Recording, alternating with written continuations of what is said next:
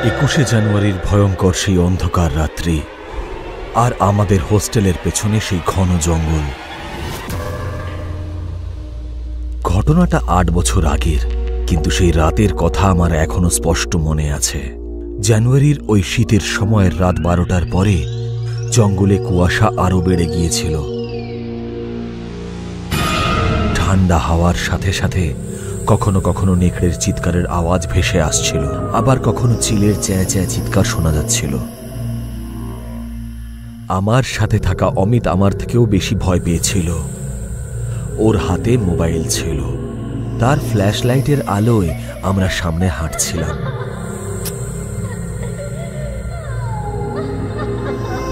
কোনো একটা আওয়াজ হলেই আমার কাঁধটাও ও বাচ্চাদের মতো খামচে ধরছিল, আর জোরে জোরে নিঃশ্বাস ফেলছিল। শোন না বিরাট, আমি এখনো বলছি, চল আমরা ফিরে চলে যাই, গোল্লায় যাক টাস্ক। তুই আর একটু সাহস কর, এক্ষুনি ওই বাড়িটা চলে আসবে। আমরা গিয়ে ওদের সাথে কথা বললে না, ওরা অন্য কোনো টাস্ক দিয়ে দেবে। আমি সিনিয়রদের কাছে হাসির খোরাক হতে চাই না। তুই শুধু আমার সাথে থাক, আর বাকি সবকিছু আমার উপর ছেড়ে দে। আসলে তখন ভয় তো আমারও লাগছিল, কিন্তু কলেজে সিনিয়রদের কাছে ইনসাল্ট হওয়ার থেকে আমি অমিতের সাথে ওই বাড়িটার দিকে যাচ্ছিলাম, যেটা কিনা 12 বছর ধরে বন্ধ পড়েছিল। আর ওই বাড়িটার সম্বন্ধে একটা রটনা ছিল যে ওখানে একজন বুড়ি থাকত। উনি নাকি নিজের জাদু দ্বারা আত্মাদের সাথে যোগাযোগ করত।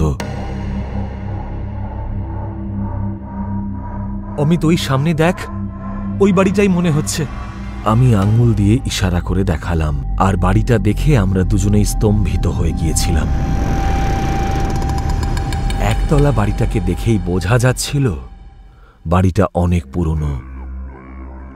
বাড়িটার চারিদিক কুয়াশায় ঘেরা ছিল, আর চাঁদের জ্যোৎস্নায় বাড়িটাকে খুব ভয়ঙ্কর দেখাচ্ছিল।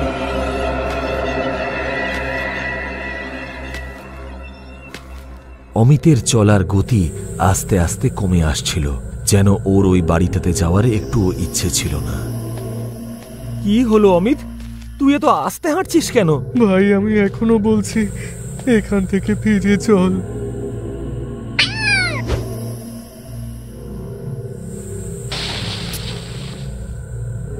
দেখ না, কি ভয়ঙ্কর দেখাচ্ছে, আর ভেতরে তো আলো নেই মনে হচ্ছে। সত্যি কথা বলতে কি, একটু ইতস্তত আমিও হচ্ছিলাম, কিন্তু যে টাস্কটা আমাদের হস্টেলের সিনিয়ররা আমাদের দিয়েছিল, সেটার শর্ত হিসেবে রাতে ওই বাড়িটার ভেতরে গিয়ে আমাদের ওখান থেকে যে কোনো একটা জিনিস তুলে আনতে হতো।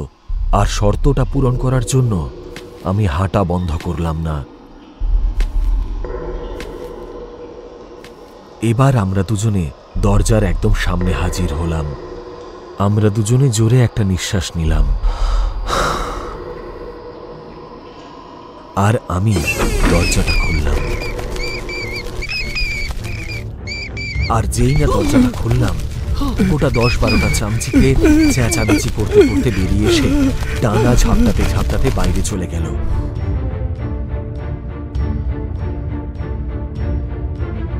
ভিতরে খুব অন্ধকার ছিল।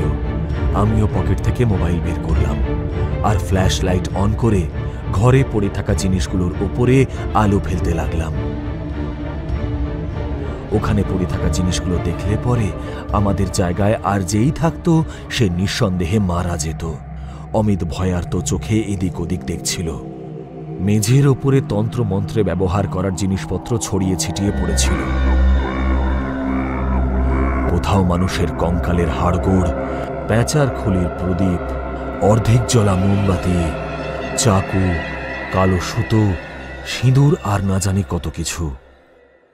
এবার বল, এসবের মধ্যে থেকে তুই ওই বদমাশগুলোকে দেখানোর জন্য কি নিয়ে যাবি? আরে এমন এখানে কোনো তো জিনিস থাকবে যা এখান থেকে নিয়ে যাওয়া যাবে, আমি বললাম, আর সামনে এগিয়ে গেলাম। অনেক এদিক ওদিক তাকানোর পরে আমার নজর একটা জিনিসের উপর পড়ল। জিনিসটা একটা ভাঙাচোরা চেয়ারের কাছে পড়েছিল। দেখতে একটা কাঠের তৈরি বাক্সের মতো লাগছিল সেটা। আমি এগিয়ে গিয়ে যেই সেটাকে তুললাম, হঠাৎ করে কারোর হাসির আওয়াজ শুনতে পেলাম। শুনে আমরা দুজনে খুব ভয় পেয়ে গেলাম। দেখেছিস, আমি বলেছিলাম না এর মধ্যে পড়িস না। অমিত ভয় পেয়ে বলল। এর মধ্যেই সেই হাসিটা আবার শোনা গেল। চল এখান থেকে, শিগগিরই পালাই আমরা। আমি অমিতকে বললাম, আর দুজনে ওখান থেকে দরজার দিকে ছুটলাম। যেই আমরা ঘর থেকে বাইরে বেরোলাম, ঘরের দরজা নিজে থেকেই বন্ধ হয়ে গেল। এই তাড়াহুড়োয় আমি ভুলে গেলাম যে ওই বাক্সটা এখনো আমার হাতেই রয়েছে। আমরা খুব হাঁপিয়ে গিয়েছিলাম, তাই আমরা একটা গাছের নিচে দম নিতে দাঁড়ালাম।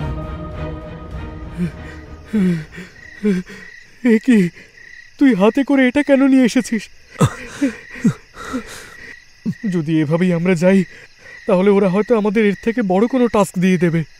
আমরা আবার জোরে জোরে হাঁটতে শুরু করলাম আর হস্টেলের দিকে এগোতে লাগলাম।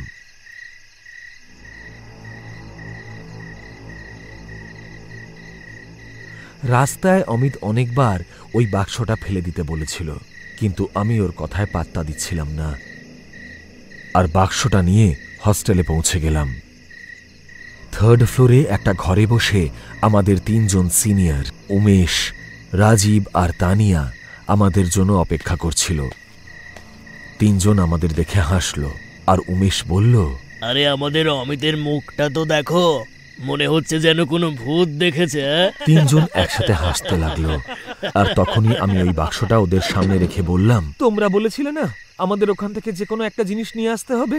ওখানে আমরা এটাই দেখতে পেলাম। কি আছে এটাতে? কথাটা বলতে বলতে উমেশ বাক্সটা স্পর্শ করলো। আমরা এটা খুলে দেখিনি। ওই ঘরটা খুব ভয়ঙ্কর ছিল। এটা আমরা কত সাহস করে এখানে নিয়ে এসেছি সেটা শুধু আমরাই জানি। অমিত বলল। এর মধ্যে উমেশ বাক্সটা খুলে ফেলেছিল। বাক্সের ভেতরে একটা বোর্ড লাগানো ছিল, আর তাতে A to Z সব অ্যালফাবেট লেখা ছিল।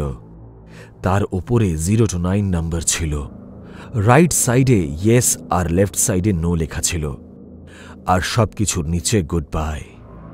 একটা ছোট্ট গোল কাঁচও ওখানে আটকানো ছিল। ওটাকে ম্যাগনিফাইং গ্লাসের মতন লাগছিল। আর বোর্ডের ঠিক মাঝখানে একটা গোল অংশে লেখা ছিল ভিজা বোর্ড। আমরা সবাই ওটা দেখলাম, কিন্তু কেউই বুঝতে পারছিলাম না যে জিনিসটা আসলে ঠিক কি। আরে এই জিনিসটা আবার কি? আরে এটা হলো ওইসা বোর্ড। এটা দারুণ কাজের জিনিস। কোন কাজে লাগে? এটা একটা গেমের মতো হয়। এইটার সাহায্যে আমরা আত্মার সঙ্গে কন্ট্যাক্ট করতে পারি।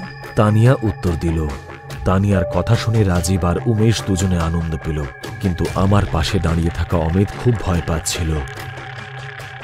এটা যদি কোনো গেম হয় তাহলে চলো খেলা শুরু করা যাক। দেখো, তোমরা আমাদের যে টাস্কটা দিয়েছিলে সেটা আমরা করে দেখিয়েছি। এবার কি আমরা যেতে পারি? কেন ভাই, ভয় করছে নাকি তোমার? এবার তো আমাদের সাথে সাথে তোমাদেরও এই গেমটা খেলতেই হবে। না, আমি খেলতে চাই না। অমিত অনেকবার বারণ করল, কিন্তু ওরা হলো আমাদের সিনিয়র, তাই ওদের কথা শোনা ছাড়া আমাদের কাছে আর কোনো অপশনই ছিল না। চলো স্টার্ট করা যাক। এই বলে তানিয়া ভিজা বোর্ডটাকে একটা টেবিলে রাখল, আর ওটার আশেপাশে 5টা চেয়ার পেতে আমাদের বসিয়ে দিল। টেবিলে ও 4টে মোমবাতি জ্বালালো, আর তারপর ওই ম্যাগনিফাইং গ্লাসের মতন দেখতে কাঁচটাকে মাঝামাঝি রেখে বলল, তোমরা তোমাদের আঙুল এই কাঁচের উপর রাখো, আর গেম স্টার্ট হওয়ার পর যাই হয়ে যাক না কেন, কেউ ওই আঙুলটাকে সরাবে না। যদি সরাও তাহলে ওই আত্মাকে ফেরত পাঠানো মুশকিল হয়ে যাবে। সবাই তানিয়ার কথা মতো ওই কাঁচটাতে একটা করে আঙুল রাখল। প্লিজ দাদা, আমি খেলতে চাই না, তোমরা বরং খেলো। অমিত আঙুল রাখার আগে শেষবারের মতো বলল, তুই আঙুল রাখবি নাকি তোকে অন্য কোনো টাস্ক দেব? রাজীব বলল, আর তারপরে অমিত বাধ্য হয়ে নিজের আঙুলটা কাঁচটাতে রাখল। তারপরে তানিয়া বলতে শুরু করলো, আমাদের আশেপাশে কোনো ভালো আত্মা আছে? 5 সেকেন্ড অপেক্ষা করে ও আবার বলল, আমাদের আশেপাশে কোনো ভালো আত্মা আছে? কিন্তু কোনো উত্তর এলো না। আরে আদৌ এরকম কিছু হয় নাকি তুমি আমাদের এমনি এমনি বোকা বানাচ্ছ? আরে দাঁড়াও না, ভালো আত্মা নেই, ইভিলকে ডেকে দেখি। ইভিল মানে খারাপ আত্মা? চলো ঠিকই আছে, খারাপ আত্মাকেই ডাকো তাহলে। আমাদের আশেপাশে যেরকম আত্মাই থাকুক, ভালো বা খারাপ, আমাদের সাথে কথা বলো। এটা বলতেই একটু হাওয়া দিল আর ওই কাঁচটা নিজে থেকেই ইয়েসের ওপরে চলে গেল। ওয়াও, কেউ চিটিং করছে না তো? চুপ করো। তোমার নাম কি? আস্তে আস্তে ওই কাঁচটা নিজে থেকেই অ্যালফাবেটের উপর ঘুরতে লাগলো।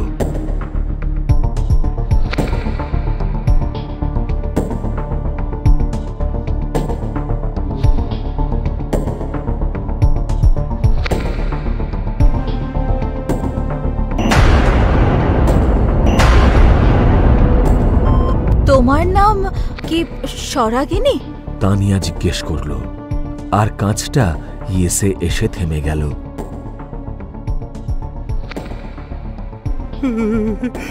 আমি খেলতে চাই না, প্লিজ আমায় ছেড়ে দাও।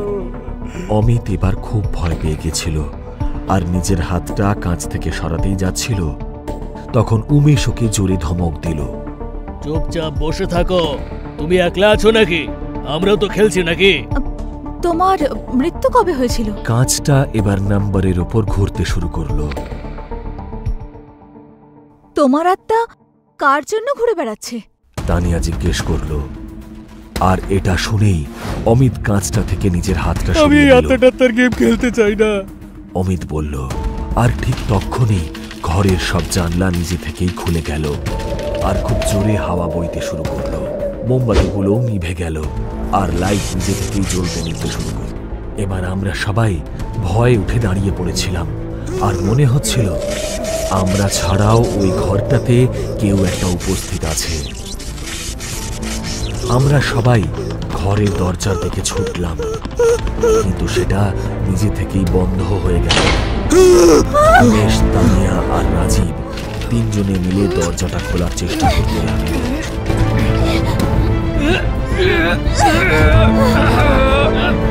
আমি আর অমিত ওদের ঠিক পেছনেই ছিলাম আর তখনই অনুভব করলাম যে আমাদের ঠিক পেছনে কেউ একজন দাঁড়িয়ে আছে। আর সাহস করে পিছন ফিরতে দেখলাম একটা ছায়া মূর্তি দাঁড়িয়ে রয়েছে। ভয়ের চোটে আমার সাহসই হলো না যে আমি ওটাকে ভালো করে একবার দেখব। এর মধ্যে দরজাটা খুলে গেল আর আমরা সবাই খুব তাড়াতাড়ি ওখান থেকে বেরিয়ে গেলাম। আমরা সিঁড়ি দিয়ে নিচে নেমে ফ্লোরে এসে দাঁড়ালাম। এখানে আমাদের সবার রুম ছিল। তখনও আমাদের জোরে জোরে নিঃশ্বাস পড়ছিল।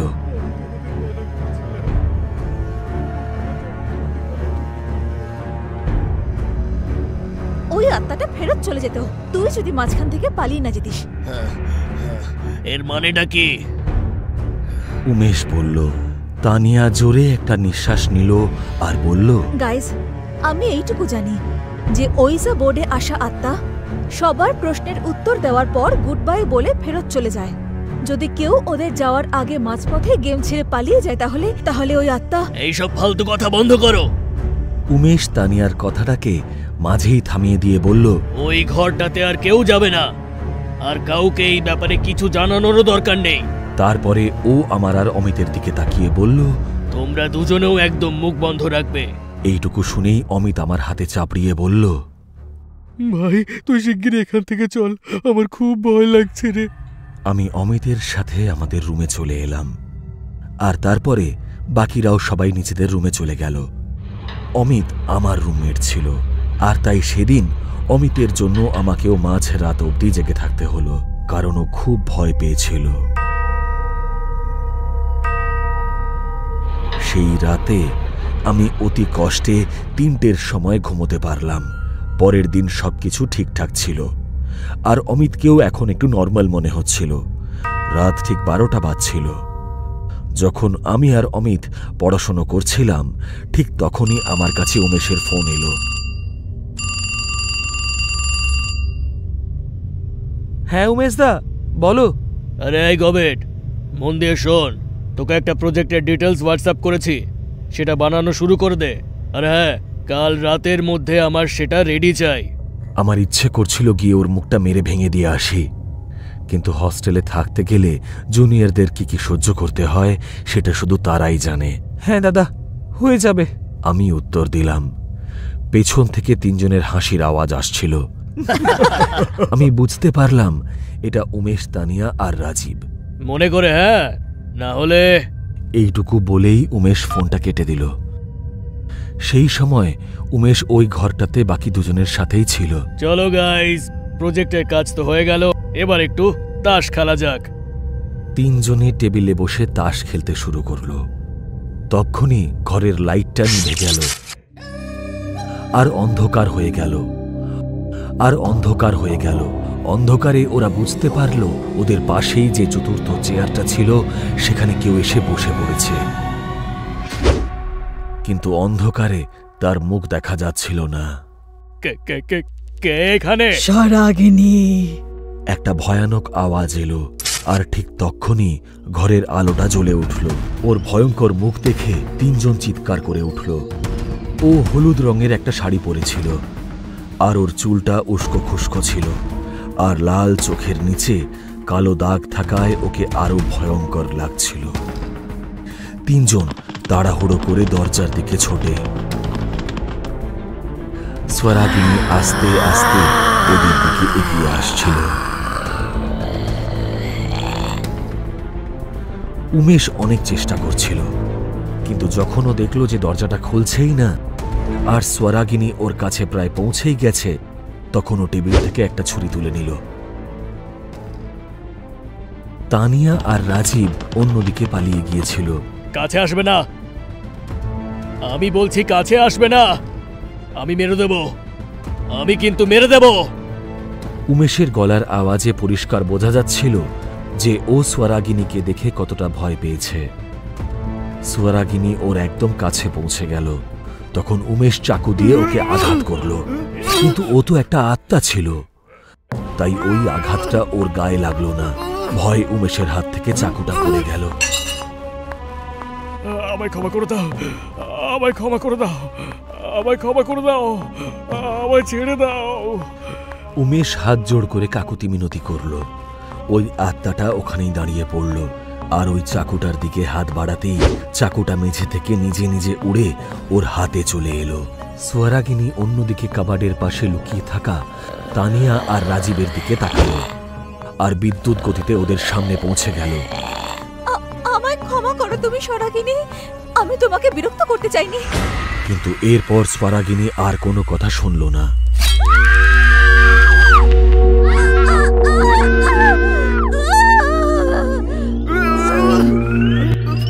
আর এক এক করে ওদের দুজনের পেটেই চাকু ঢুকিয়ে দিল।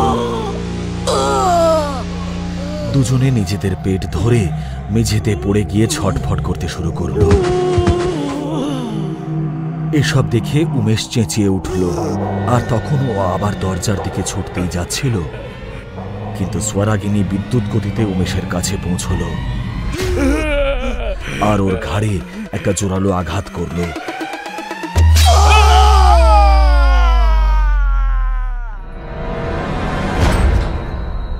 তখন আমাদের দুজনের কানে উমেশের আর্তনাদ ভেসে এলো। তুই কিছু শুনলি? অমিত বলল। ওর কথা শুনে আমি দরজার দিকে এগোলাম, আর বাইরে বেরিয়ে এদিক ওদিক দেখলাম, কিন্তু কেউই ছিল না। আর যেই আমি ঘরে ফেরত এলাম, বিছানায় রাখা সেই বোর্ডটা দেখে আমার পায়ের নিচের মাটি সরে গেল। ওদের তিনজনকে মারার পরে এবার স্বরাগিনী জোরে জোরে হাসতে লাগলো আর বলল,